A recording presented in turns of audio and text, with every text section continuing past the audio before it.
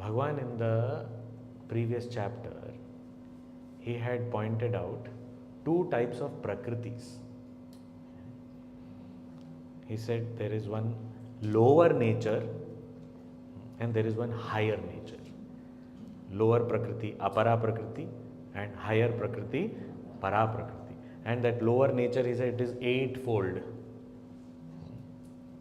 And then there is one higher nature, and the combination of these two is the whole world. That is what he had mentioned previous chapter. So this eightfold lower nature that he talked about, which includes the five elements, the mind, intellect and the ego, all this put together, which is the eightfold lower nature, this is what undergoes change. So here the reference, see, because there is nothing he is saying newly, these terms are already explained in the previous chapter. Here only he is explaining the terms. So he is indicating, Arjun, do you remember in the last chapter I told you, Bhumira aponalo vayuhu kammano buddhi revacha ahankara. I told you these five. Yeah, this 10, this 8. Yeah, I remember. Yes, that is Adhibhuta. Oh, okay, understood. See, so such nice teaching, teaching methodology. Everything is here. Modern education methodology. It is ancient, it is already there. Associative teaching is the best to build upon what you already know, keep building upon that. So you say, okay, this terminology, I don't understand this term. You understand that? Apara prakriti? That only is it. Okay, I understood. Clear understanding. Adhibhutam ksharo bhava, that keeps changing the lower nature. Okay. Oh, so then now I think I can guess what? Then Adhidaiva, you will say higher nature. Bhagavan says, good. Good guessing. Nothing wrong. But then what is Adhiyajna? Oh, that also is there, no? Okay. That I don't know what to say. So that is also higher nature only. Oh, so Adhibhuta is lower nature, the apara prakriti, and Adhidaiva and Adhiyajna both are para prakriti only. Para prakriti means what? We had said, apareyamitastvanyam prakritim viddhi me param jiva bhutam mahabaho yayedam dharyate jagat. It was said. What is that higher nature? We had seen in the last chapter that Bhagavan said that higher nature means that same consciousness which has identified with this lower nature and starts considering itself to be some limited entity. We had taken the example of electricity flowing in the lights. Remember? What remember? I was not there only. But it is there on YouTube, you can watch. Electricity is flowing everywhere. Suddenly that electricity comes into the bulb and then the bulb starts glowing. Then electricity suddenly starts feeling, oh, I am glowing, and identifies the bulb and then say, I am glowing. That identified electricity, which is limited to the bulb and its expression as glowing, is the higher nature of electricity. But the bulb, that is an instrument which is glowing, which after it fuses, there is another bulb which we can put, it keeps changing. That is the lower nature of electricity.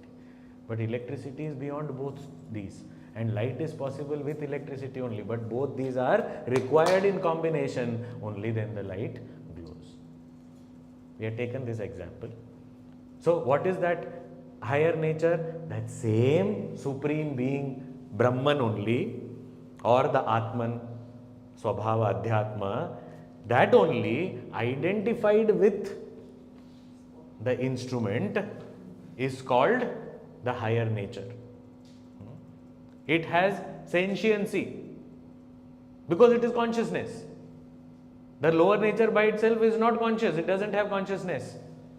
But the higher nature, which is consciousness, identified and limited to that instrument, is the sentient being considering himself to be a limited entity, limited conscious entity, sentient entity. That is called the higher nature. Now, this Adhidaivatam and Adhiyajna, these two, we have to understand that same consciousness identified with the total instrument is called Adhidaiva. And that same consciousness identified with one particular instrument is called Adhiyajna. Okay, this is only definition of terms. What does this term mean? So, what is Adhibhuta? The instruments, the lower nature that is constantly changing. What is Adhidaiva? That consciousness identified with the total instruments is called Adhidaiva. Purushascha Adhidaivatam. Purushahacha Adhidaivatam. Purusha. Now this again, like Brahma, like we saw yesterday, Purusha also has various connotations and meanings. In the scriptures only they have lot of meanings. But here Purusha, we have to understand the one who is identified with the totality. So the technical term given, the consciousness that is identified with the total mind, the total equipment, is referred to as Hiranyagarbha or Ishvara. These are the different words. They may have technical difference, but they are general totality, one who is identified with.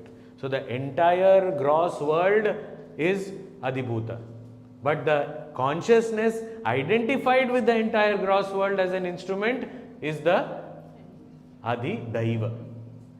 Okay. But that consciousness is also identified with one set of instruments. Atra dehe, Bhagavan must have shown in this body, must have shown Arjuna's body only. Arjun, in this body. Adhiyajna. Who is that Adhiyajna? Bhagavan is saying, Adhiyajna aham eva. I am only that Adhiyajna in this body. Atra dehe. Means what? That same consciousness, that same Brahman, which is identified with one set of instruments, considering himself to be this embodied person, Jiva, is called Adhiyajna in this body, who is going through all the experiences, through the senses, responding through the organs of action, thinking with the mind. So all these things, this Adhiyajna is doing. Now, is there a difference between Adhiyajna and Adhidaiva? Electricity flowing in one bulb and flowing in 20,000 bulbs. Is there a difference? Electricity is the same. Identification wise, it may be, for example, a 0-watt bulb and a 1000-watt bulb. Now the light may be different, the intensity of the light that it may give is different, but electricity is the same only. But we should know that the same electricity which is passing through that 1000-watt bulb is the same as the one which is light in my night lamp also. I have to know. The electricity is the same. The same electricity which is used in winter to heat the room, the same electricity is used in summer to cool the room. Electricity is not changing. The instruments may change. So we have to understand. But where does this instrument come from? Instrument is made up of what? 5 elements. Where did 5 elements come from? Which other source is there? That same one consciousness only is there from where everything can come. So the 5 elements also have come from there only. So the manifestation as the 5 elements and all the instruments is also of that one Brahman only. So that one Brahman only I recognized as I becomes Adhyatma. Experiencing everything through this body becomes Adhiyajna. Performing different types of duties in the world and with dedication and accepting the result becomes karma. The same one who is identified with the totality is called Adhidaiva, and all the instruments that are being used, which is also a manifestation of that same Brahman, are called Adhibhuta. So now these 6 aspects, Bhagavan said, when you know all these 6 aspects, you know me completely. And none of this he has left for any, he has already explained all these things. So now he has only said, you remember that? Yes, that is what is this. So he is just connected. So these terminologies, what they mean, he has already indicated through these 2 verses. So 6 questions out of 7 he has answered. Now there was a 7th question also. What was the 7th question? That prayana kale cha katham jnayosi niyatatmabhi. How can you be known, or how are you known by the one who is leaving the body? And what? Not just anyone. Niyatatmabhi means the one who is pursuing this path, who is walking this path with all the disciplines. He has his senses and mind under his control. Niyatatma. Such a person, such people, such seekers who are in this pursuit, how do they remember you or know you at the end? We saw the end also. 2 meanings. One is, of course, the physical death of the body, leaving the body, prayana kala. Second is at the time of realization, when this body identification only drops. At that time, how will I know? Means, how will I know I have realized? We have this question sometimes. And only person who has such questions is the one who has not started. Because you say, how will I know if I start? At least start walking. I am sitting in my home. How will I know I have reached? Because I don't know.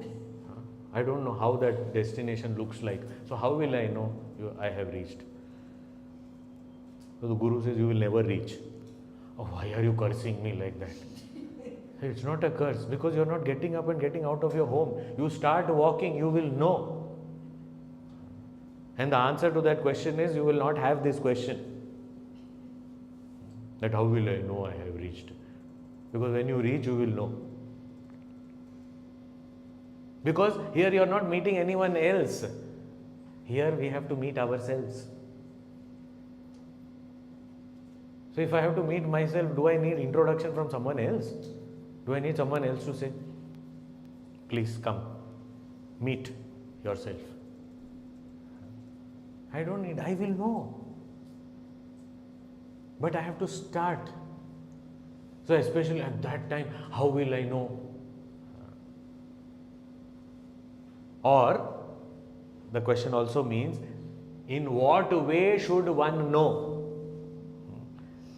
Like while I am leaving this body, now in the 6th chapter, Arjuna asked that I am doing all the sadhana. I have not attained the final, and then I die. What will happen? So Bhagavan said, don't worry. You will start from where you stopped. No loss. If you have done something good, it will never get destroyed. Where in the new embodiment, you will continue your journey from wherever you have stopped. So don't worry about it. All that will not get cancelled. You don't have to start from square one. You can continue. Okay. But what is the guarantee that I will get? For example, how will I know that I will get another human birth only? This also is something that we take for granted. Somebody asks, when will you get liberation? When will you realize it? I think it will take a few lifetimes, 2-3 lifetimes at least it will take. Acha, 2-3 lifetimes. Which? 2-3. So you have a guarantee that next lifetime is going to be human only. How do you know? Okay, 2-3 human lifetimes. Okay, 2-3 human. When will it come? We don't know. After 20,000 lifetime only next human will come. Oh, don't say such thing. So scary. We don't know. I can become a python. Looking at our life, sometimes it feels that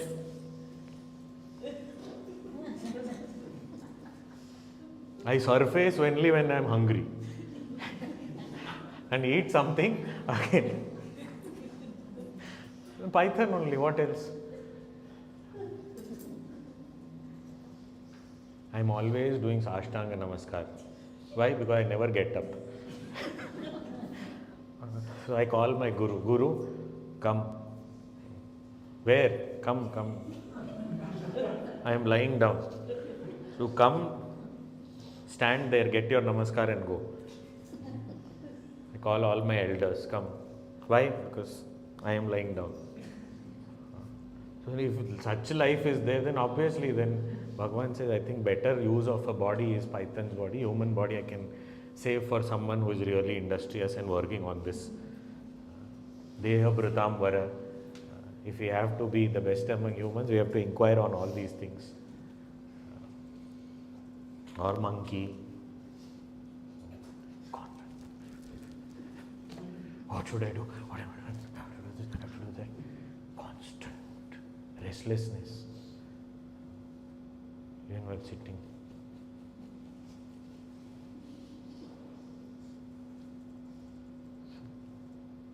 One thought to the other, jumping, like one branch to other, jumping. So it is there, all qualities are there, you qualify. Hereby you are awarded monkey janma. So the thing is, we take it for granted. We think that we will get another input. Who knows? Who knows whether we will get, even if we will get, when we will get, how long, and what should we do? Is there a way I can control and manage that?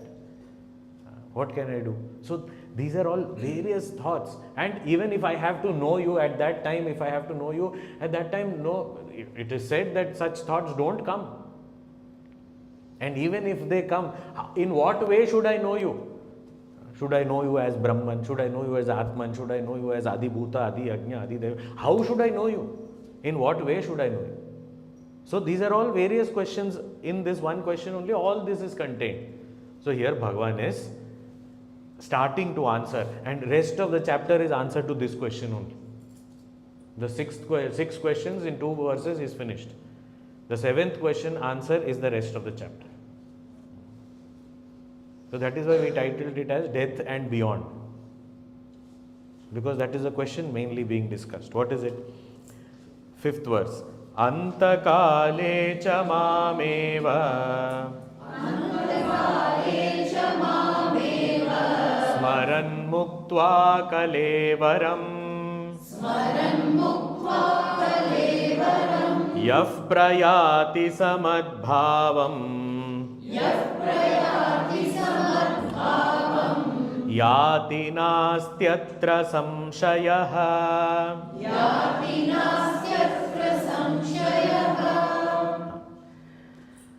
Now, he says, Antakale cha mameva smaran muktva kalevaram. Kalevaram means this body. Muktva, having given up this body, means when we give up this body, antakale, at the end. So as we are giving up this body, as we are leaving this body, that time, yaha mameva smaran, at that time, one who is remembering me alone, and yaf prayati, the one who moves on. Such a person, saha madbhavam yati. Such a person attains my being. Nasti atra samshayah. There is no doubt in this matter. So the one who leaves this body remembering me attains my being. In this matter, there is no doubt. This is Bhagavan's declaration. This is the area of knowledge where our senses and mind or our even logical intellect doesn't have its entry. Is it in the scope of our mind or intellect or even our senses or our body? We can't know this. That is why scriptures are only the means of knowing such knowledge. Because what happens beyond death? Now, and this is a lot of curiosity is there. What happens after death? Are you going to talk about that? And that's something that's very fascinates a lot of people. Tell us what happens after death. Here Bhagavan is going to tell us that is that question good enough to ask? Because we are human beings, so okay, we will ask questions, but then what are the good questions to ask? So he's going to ask, he's going to tell us that very soon.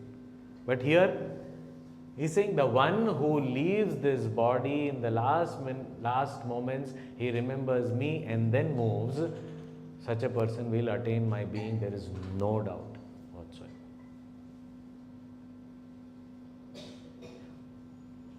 Bhagavan is just saying, I don't believe. So all we can say is, okay, verify.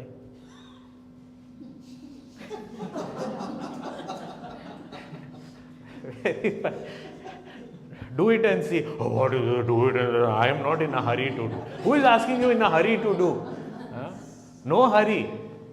But when it happens, will you remember hurry? That is the important thing. And when is it going to happen? Do you have some...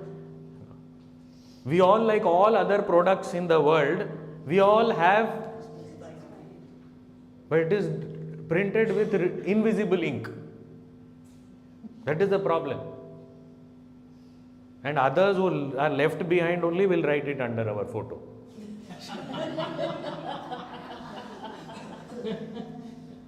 So we make one photo and below we say our date of birth 2 and space is given, blank space, that you can use this later. So this much seva we can do to our family. And later you use this only, everything ready. Because I like this photo. As though we are going to see it. So this area, the only way of knowing is some authentic source of knowledge, and here none other than Bhagavan himself is saying, who is a well-wisher and also a wise person. The one who has knowledge and also is a well-wisher. Such a person is saying it cannot be something that we cannot have faith in. So faith is required here. That is why all the rituals that are performed for people who have departed, they are all called Shraddha. Why Shraddha? It is done with Shraddha. So this area of knowledge is, this entire rest of the chapter is all object of our faith only. And faith, what is faith? Faith is required only in the unknown. What is known or what is verified, after that, where is the faith required? This is orange color. Anyone needs faith? I can see it. Then what more faith I need? So what I can see or what I can experience, what I know, in that I don't need faith. I need faith only in the unknown. And what is the purpose of having faith in the unknown? So that I get to know it sometime. So faith is a gateway of knowledge. So if we say, I will have faith only when you show it. After I show it, you don't need faith. Faith is required so that you can see it. So this element of faith, we have to understand that. Of course, Bhagavan talks about it in the 17th chapter later. But here, Bhagavan has said, there is no doubt. Nasti atra samshayah. He has said. He is not said to Arjuna, he is not said to himself. He is telling us that please don't have any doubt. This is what it is. And Puja Gurudev very beautifully explains this, and which is also said in the next verse. Let's read the next verse. Yam yam vapi smaran bhavam. Yam yam vapi smaran bhavam. Tyajatyante kalevaram. Tyajatyante kalevaram. Tam tamevaiti kaunteya. Tam tamevaiti kaunteya. Sada tad bhava bhavitaha. The moment this class is over, all of us will get up and go out, wear our footwear, and then start moving. We will have a thought as we are exiting this hall. The thought that we have as we are exiting this hall, that is where we will reach. Any doubt? Someone will say, let's go to a restaurant to have dinner. You will reach the restaurant. Someone will say, let's go back home. You'll reach home. Someone will say, I want to meet my friend and then go. I will meet my friend. Someone will say, let me look for my car. I don't remember where I parked it. So eventually, I will reach my car. So each one of us, the last thought as I am exiting one field of experience will lead me to the next field of experience. Does it require any rocket science to understand this? This is such a straightforward thing. That's what. Yam yam vapi smaran bhavam. Whatever one remembers or thinks of, tyajatyante kalevaram, while leaving this body, means leaving any field of experience. Tam tam evaiti kaunteya. Hey kaunteya, oh son of Kunti, such a person will reach that place only, the thought of which he entertained or he had while he was living. How? Sada tadbhava bhavitaha. Because that thought only will lead him, push him to that place. So that only will guide him to go to that place. So this principle, which is very straightforward and we all understand it, it is understood by our experience also. That same principle only here Bhagavan has applied in the previous verse. What is that? The same principle applied. If someone departs with me in their mind, they will attain me.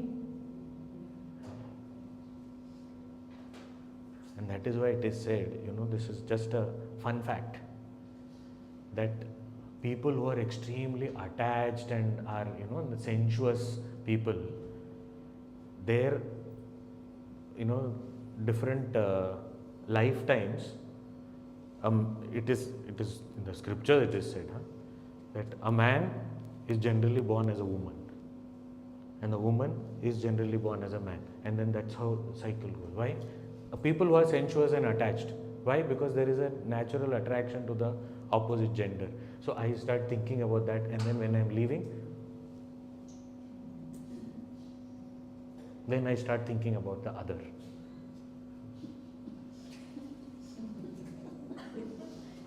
What happens after death? Nothing new. This only happening continues, that's all. Unless I decide to do something different, nothing different is going to happen to me. That is why Puja Guruji very beautifully puts it, if we keep doing what we always did, we keep getting what we always got. So if we want something different, we have to do something different. So this is Antakale, when, so last minute if I remember you, Bhagavan, I will attain you. Bhagavan says, yes, of course you will attain. Now, last minute, how do I remember you? What is the way to remember you? That is, I see in this verse also, he said, Antakale cha. Cha means and. Means also in the last minute, last moment. It is not, and it will not suddenly come in the last moment. I am on my deathbed. I was to remember something, deathbed. What was that? In Gita, it was in Gita, I remember. But where is Gita, by the way? She has not come. 2 days she has not come. Gone. Now he will be born as Gita.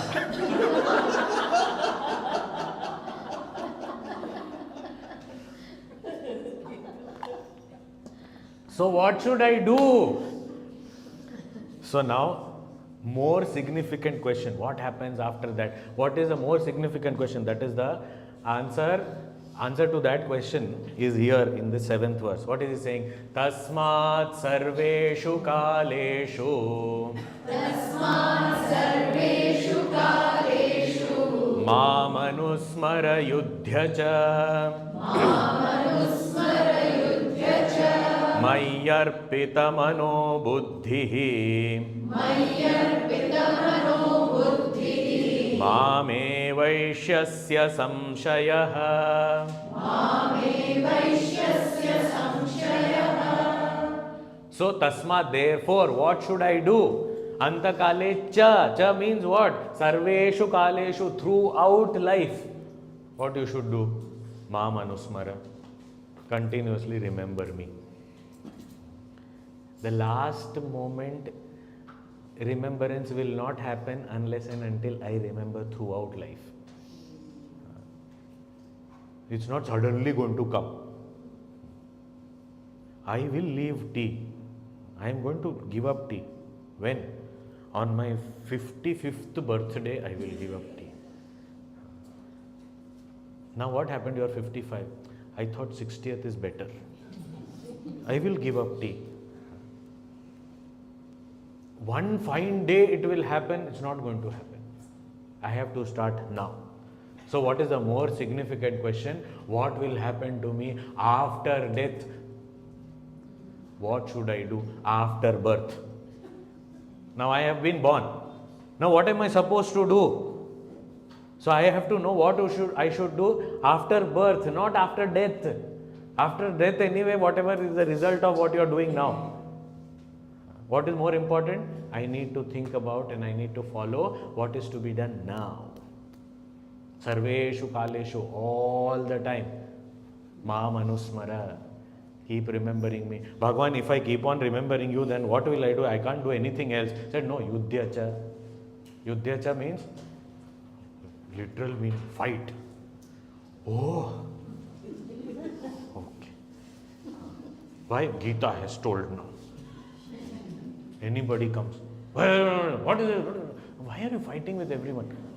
Bhagavan has told in Gita, Om Shri Krishna Paramatmane Namaha. Why are you doing like this? Don't do like that. Why are you fighting with everyone? He said, Mamanusmara Yudhyacha. Yudhyacha he told to Arjuna. Why? Because at that time Arjuna's duty was to fight. So Yudhyacha means to do your duty. So perform your duties remembering me. That is the message. So what am I supposed to do in life? Don't worry about what will happen after death. Worry about what am I doing right now.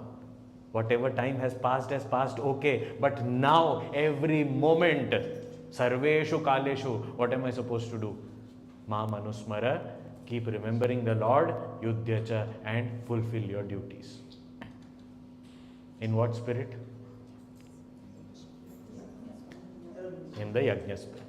If I perform all my duties, remembering Lord, and if it is in yajna spirit, automatically remembrance of God is ensured.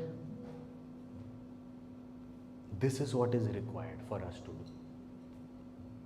Oh, then if I do this, then will it be assured that last moment also I will remember? Bhagavan is saying that, okay, I will tell you tomorrow whether it is assured or not. So we will see that. Om Purnamadah Purnamidam Purnat Purnamudachyate Purnasya Purnamadaya Purnameva Vashishyate. Om Shanti Shanti Shanti. Harihi